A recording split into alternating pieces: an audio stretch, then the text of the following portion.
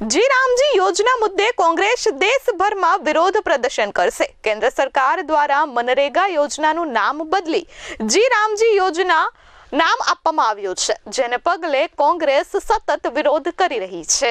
હાલમાં કેન્દ્ર સરકાર દ્વારા મનરેગા યોજનાનું નામ બદલી જી રામજી નામ આપવામાં આવ્યું છે, ત્યારે આ મામલે કોંગ્રેસ દ્વારા દેશભરમાં વિરોધ પ્રદર્શન કરવાનો નિર્ણય લેવાયો છે। આ અંગે સુરતમાં કોંગ્રેસ સેવાદળના રાષ્ટ્રીય પ્રમુખ લાલજીભાઈ દેસાઈએ જણાવ્યું હતું કે યુપીએ સરકારના કાર્યકાળ દરમિયાન વડાપ્રધાન ડોક્ટર મનમોહન સિંહના નેતૃત્વમાં મનરેગા જેવી ક્રાંતિકારી યોજના અમલમાં આવી હતી, જેના કારણે છેવાડાના માનવી સુધી રોજગાર પહોંચ્યો અને ગ્રામીણ અર્થતંત્ર મજબૂત બન્યું। તાજેતરમાં કેન્દ્ર સરકારે મહાત્મા ગાંધીજીનું નામ દૂર કરી મનરેગા યોજનાને વીબી જી રામજી યોજના તરીકે અમલમાં મૂકી છે અને રોજગારની ગેરંટી છીનવી લીધી છે।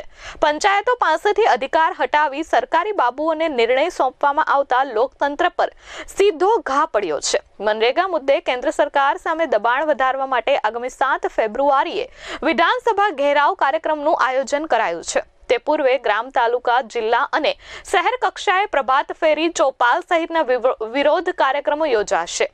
કોંગ્રેસ દ્વારા આક્ષેપ કરાયો છે કે કેન્દ્ર સરકારે દેશભરમાં ગ્રામીણ શ્રમિકોના અંદાજે 600 કરોડ રૂપિયાનું ચૂકવણું અટકાવી રાખ્યું છે।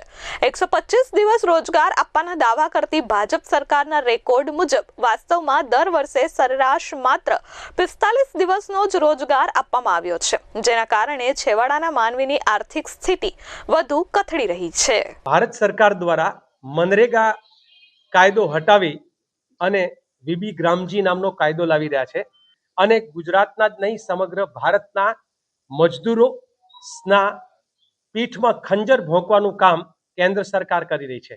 આજે દરેક જિલ્લા કક્ષાએ અલગ અલગ જગ્યાએ ધરણાઓ શરૂ થઈ ગયા છે। એ 15મી જાન્યુઆરી સુધી ધરણાઓ રહેશે। એ ત્યારબાદ જિલ્લા કક્ષાએ કાર્યક્રમો કર્યા પછી પંચાયત લેવલના કાર્યક્રમો થશે, પંચાયત લેવલે ચોપાલ થશે, પંચાયત લેવલે ઠરાવો થશે।